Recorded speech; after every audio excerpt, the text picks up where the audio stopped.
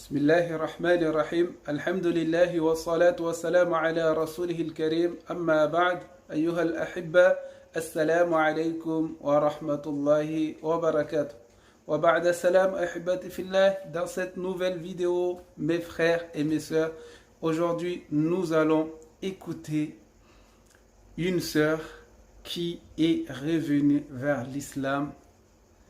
Nous allons écouter son histoire et prendre des leçons à partir de son histoire, Inch'Allah. Écoutez bien ce qu'elle dit, Inch'Allah.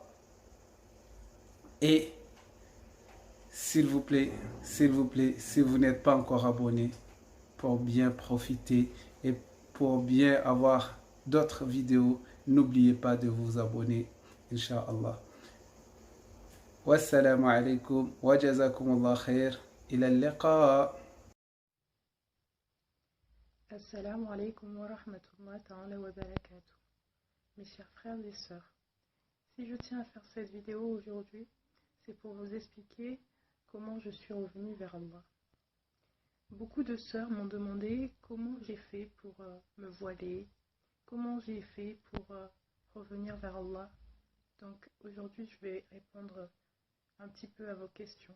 Je vais faire une vidéo pas très longue, je vais essayer du moins. Voilà. Donc du coup, il faut savoir tout d'abord que avant même d'être revenue dans le din, j'étais une personne qui était à fond dans la dunya. Qu'Allah me pardonne. Bon, il faut dire ce qui est, il ne faut pas se mentir, hein. Et par la suite, j'ai eu un grave accident. Et en fait, cet accident, ça a été le déclic. Ça a été le déclic. En fait, après cet accident, en fait, j'ai ouvert les yeux. J'ai compris que cette dunya n'est rien du tout et que nous-mêmes, on n'est rien du tout. Qu'on peut être dans cette dunya aujourd'hui et puis demain, on peut ne plus l'être. J'ai ouvert les yeux depuis cet accident et je suis revenue vers le din. Et le conseil que je peux vous donner à vous, mes chers frères et sœurs, c'est que quand vous ressentez le besoin de revenir vers Allah, faites-le, n'attendez pas. Parce que rien ne nous garantit qu'on pourra rester dans ce monde encore 2 ans, encore 3 ans. Vous comprenez? Donc, dès que vous ressentez ce besoin-là, faites-le, n'attendez pas. Et vous, mes sœurs, dès que vous sentez le besoin de vouloir vous voiler, faites-le. Car rien ne nous garantit que après-demain, on sera encore là. Rien ne nous garantit que demain, on sera encore là. Prenez chaque jour et chaque instant que Allah nous laisse dans ce monde pour une chance, une grande chance pour pouvoir nous rattraper. Pour pouvoir nous rattraper derrière toutes les bêtises qu'on aurait pu faire. Repentez-vous dès que vous sentez le besoin, faites-le. Et pour finir, les frères et les sœurs, je vais vous parler de quelque chose que je vois de temps en temps. Nos confrères co-religionnaires, les chrétiens, certains, ils viennent, ils mettent des commentaires quand on fait des vidéos comme ça pour dire que, ouais, voilà, il faut suivre Jésus pour avoir le salut, ou bien suivre Jésus, que Jésus est fils de Dieu.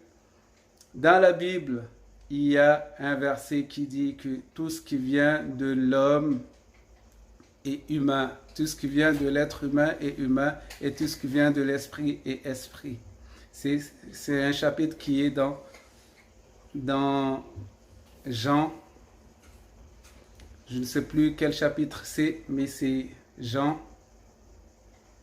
Alors, allez voir, vous allez comprendre que Jésus n'est pas Dieu parce que lui-même, il a dit tout ce qui vient de l'être humain est humain. Et lui, il vient d'une femme. Et la femme qui est nommée beaucoup de fois, quand Jésus parle, il dit femme. Femme, dans la Bible, quand il dit ça, une ou deux fois que c'est une autre femme, mais quand il parle de femme, c'est sa mère.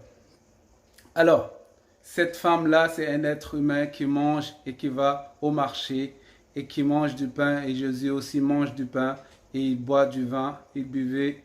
Alors, tout ça, ce sont des humains. Il n'y a que Dieu qui ne mange pas et qui ne boit pas. Et je vous dis à très bientôt.